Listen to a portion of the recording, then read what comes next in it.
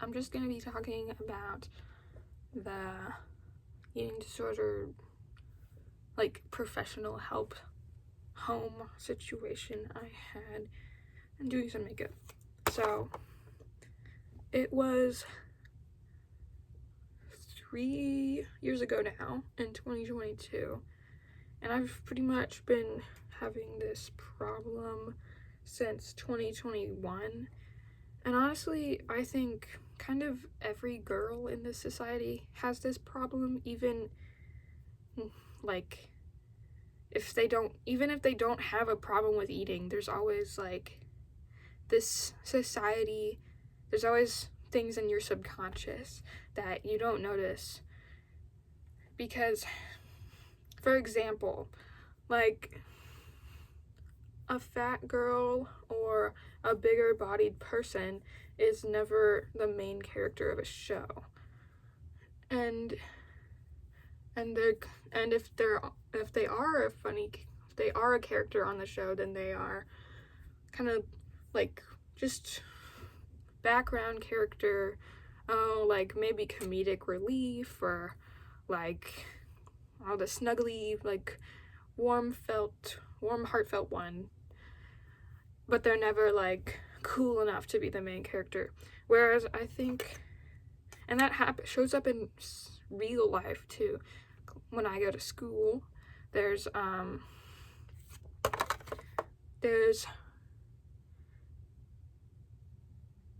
oftentimes the girls that have maybe slightly bigger bodies at my school are the ones that are left out, or maybe not like liked as much, or not really liked, but maybe like just not noticed as much. But then when there's like a fat guy, like still also, I use fat as like a describing term.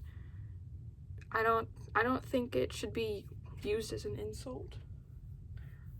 And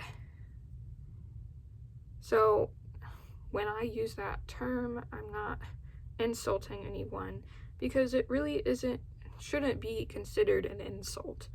And I think that people glaze over that.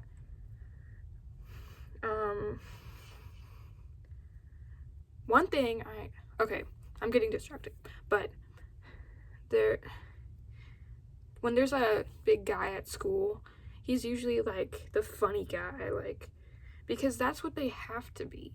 Because if you're just a big guy or a big girl and you don't have a sense of humor that's like good, then you're just gonna be left out.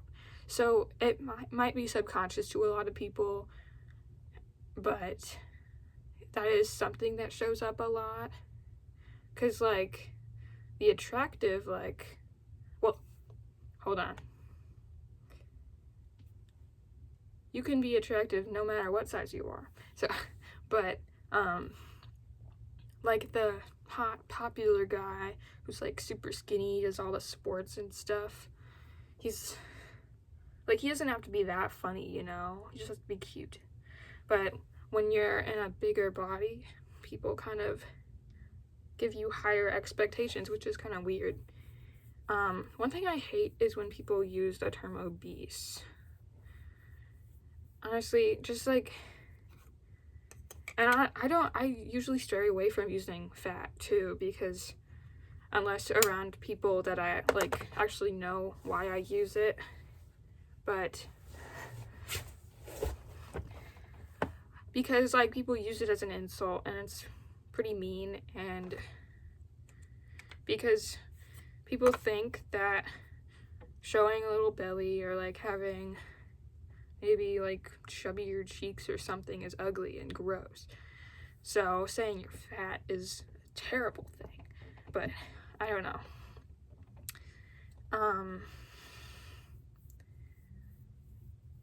So 3 years ago, I was in a hospital. Well, I mean, it was like a sleepover, like a really big sleepover for like 3 months. And if you're about to go to one, I'd say 2 months is like the shortest time you can be there. Because if it's serious enough that you have to go there, it's gonna take like a long time. Because when you're in that state, your body is like, it's dying. It's so, and it's almost like accepting that it's dying. That's pretty depressing. But like, it's spending all of its energy trying to keep you alive, so it doesn't have time to like get more stuff in. Like, it's working on making you able to walk or like talk, and it's burning all of those calories. So that's why your body will, like, usually sometimes not take in the extra food or calories immediately, because it's spending all of those on keeping you alive. And one thing I really don't like about eating disorder influencers or people with eating disorders is that they show what I looked like then. I think that's kind of a toxic thing to do, and I don't want people to compare themselves to me, and I think if you still have, like, look at the pictures of you in that time.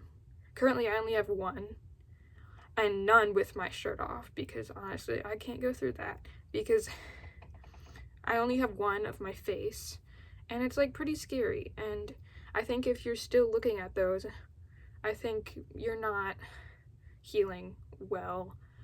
And yeah, I still struggle with the eating disorder thoughts every day, but I'm not like glazing over my old self for like 1 year, because honestly that was the most depressing year of my life. Actually, the funny thing is, the depressing part was before I went to the center, the eating disorder center. Basically, I would get up and I would have like a very, very small breakfast.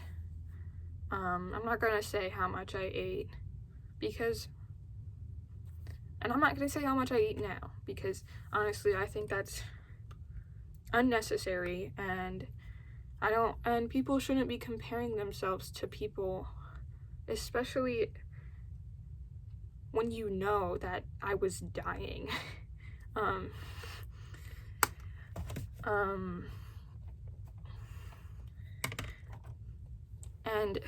And then I would go exercise, and then I would go home, and all day was spent in my bed.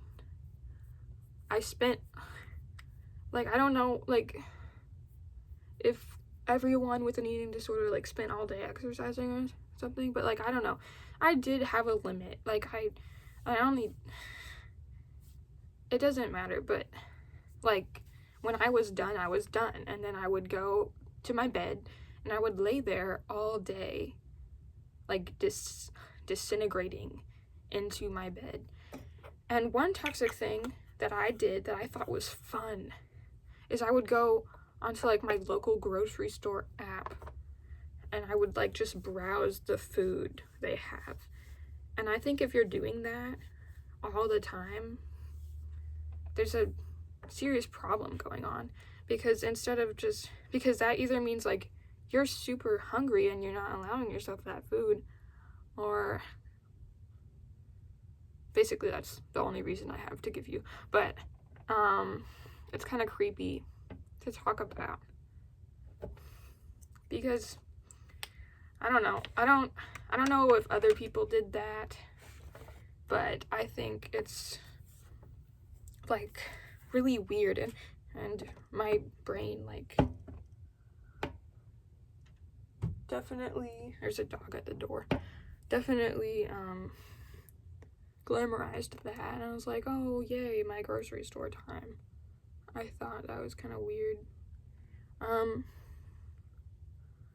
And then, but when I was there, when I got admitted to the place, I was really upset, of course, because unlike other mental disorders, like, say, depression or anxiety, an eating disorder is something, it's more like an addiction. It's like you don't want to get rid of it. You know it's causing you harm. You don't want to get rid of it because it's you think it's needed. And it was just,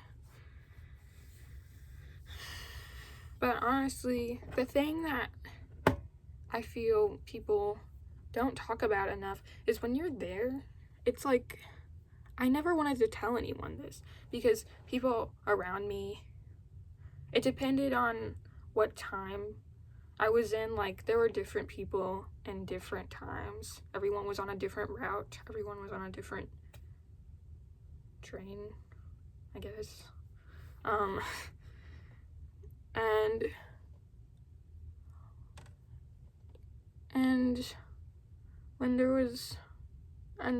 But there was always like at least 2 or 3 people that were very, very much struggling, clearly, and they wouldn't let themselves eat. If you didn't eat your meal, it was a refusal. If you got 3 of those, you would have to have a feeding tube. And honestly, I didn't get 1 refusal, and that's something that, like, my eating disorder is not proud of, but, like, I think it's pretty cool because it's weird, but when I was there, it was like I didn't want to tell anyone because I feel like they wouldn't relate to me, but I really like food. So it was like a vacation that I was being forced to take. And even though, like, I didn't want to gain weight because I was scared of it, it was still really fun to eat all of that food. And because this isn't about, like, what consequences are happening, it's about keeping you alive. So,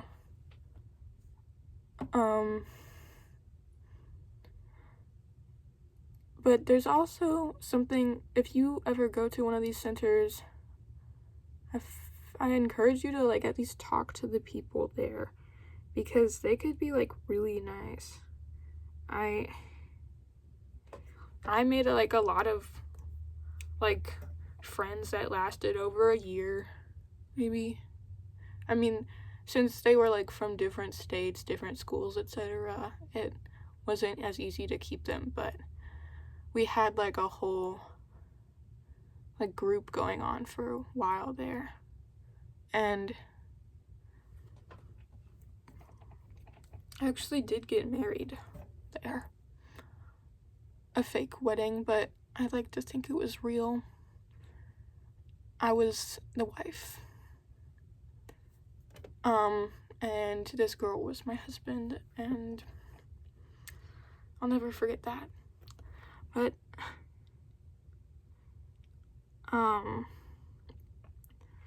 also there was, like, yeah, the funny parts, I guess.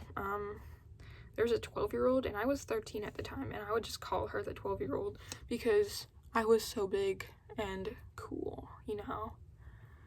I was so much older than her, really, when you think about it.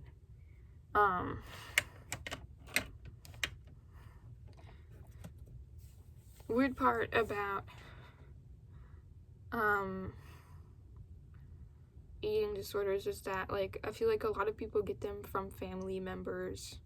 Like, it's passed down a lot in the society where the mom, it's usually a woman's thing, but a lot of men have them too. And the mom might say, like, you know, that's where the term almond mom came from, because all of those moms have eating disorders, and they're like pushing them onto their daughters or sons, or children, because they think it's the right thing to do, because they think it's healthy. And it's pretty stupid.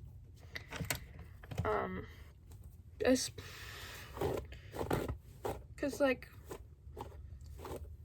I'm sorry if this makes too much noise, because actually, when I was in elementary school, I never brushed my hair, and I got dreadlocks.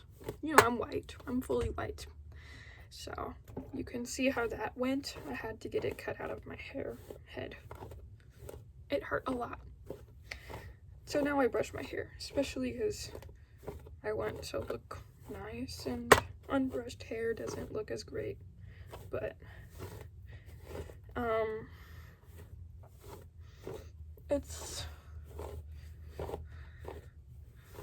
but the sense of community there is very strong. There were some people I didn't like, you know, some people that were like too far gone, and like they were already planning all the exercise they would do after they left or something. And it's like, I tried to stay away from those people, because like, they're not the people that recovering people should be friends with. But they were supposed to be recovering too, so. But besides that, like, pretty much everyone there is like, they're in the same boat.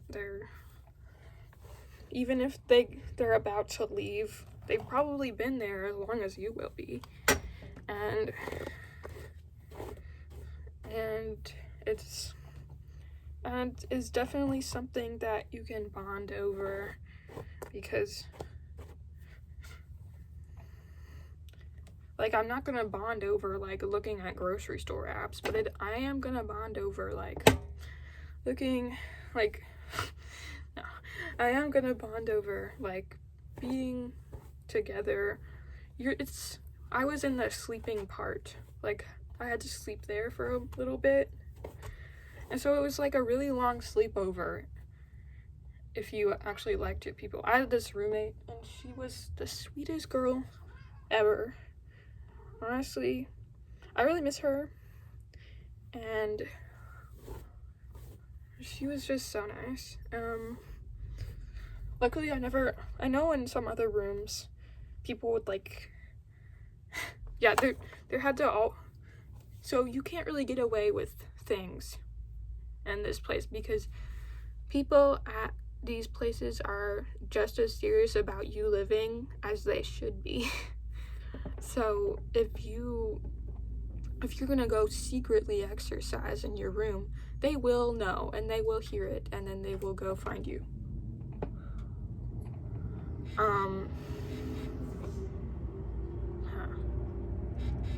You hear that?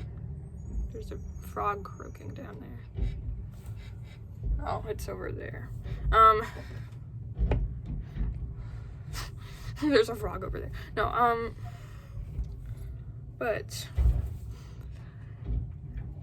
it definitely, like, the amount of stories I had from that time of my life is so much, like, better than the time I had before it, when I was, like, dying and, like, scared. Because in 2022, summer is my least favorite season, so sorry for all the summer fans, but I don't know, I don't really have as many friends to hang out with in real life as you may, and I usually am just alone in the summer a lot, so it's a very depressing time for me personally. And also, school definitely gives you structure. It gives you a purpose to do something.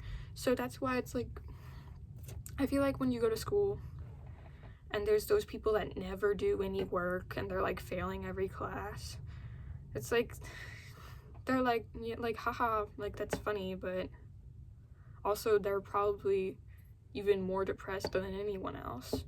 And like, it's scary because at least I know that something can drive me to do good stuff, like get good grades and stuff. But yeah, in 2022, the summer, I get really distracted easily, so sorry about that. But in summer, I was like,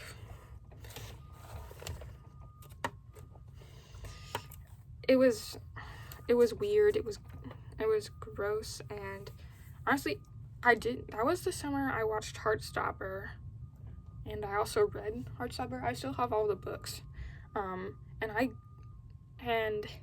I cannot watch that show anymore.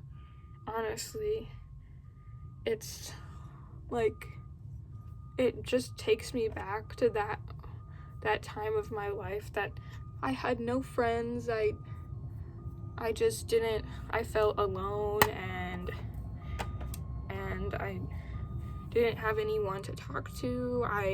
But also, I was so like, I was so out of it to the point that I didn't even like think that I was depressed or think that I had an eating disorder, because I was like, my brain was on autopilot, and so I would just get up, do the stuff I felt like I needed to do, go back to my bed, and wait till the next day starts.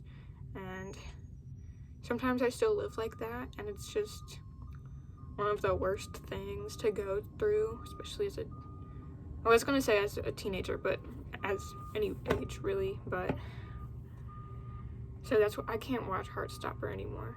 Especially, I listened to No Surprises by Radiohead yesterday, and that was one of the songs that was in the Heartstopper show. And that song, like, also all the music I listened to back then, the only music I listened to back then that I kept listening to, that I keep listening to now, is SZA, because all the other music, it's just, I can't do it. But I think, back to the thing about every person kind of has an eating disorder, you know, I kind of stand by that. I got into some drama because when I came back to school after that whole thing, I was still kind of in the state of mind of thinking about other people's bodies. So I would still say weird stuff like, "You're so skinny, I wish I could be like you," and stuff. And I wasn't trying to shame other people for that, but I don't know, it felt like I've been comparing myself to others my entire life. I guess that started when I had a belly in elementary school and someone said I looked pregnant. Girl, I'm actually 9 years old. No, sorry. Thought about if I was actually pregnant at 9 years old, that would be really bad. But I think that even if you think you have a really good relationship with food, you can have a good relationship with food. If you think that, then it might be true, but there's things in our subconscious that are pushed into us by society that made food the enemy, made like I was watching this one time. I watched this video, and it was like a model agency from the 2000s, and this girl that's like my size, which I'm not gonna show, but she was like in the plus sized range, and she was the only, and they were like, "How do you feel about being the only plus size person there?" And that's like scary, because that was only like 20 years ago, and like we're still doing that stuff. Like, why? And then now it's gross. And if you like have an eating disorder, there will be signs, so I think you should start looking at those now, like feeling guilty after eating, counting calories is a really big one.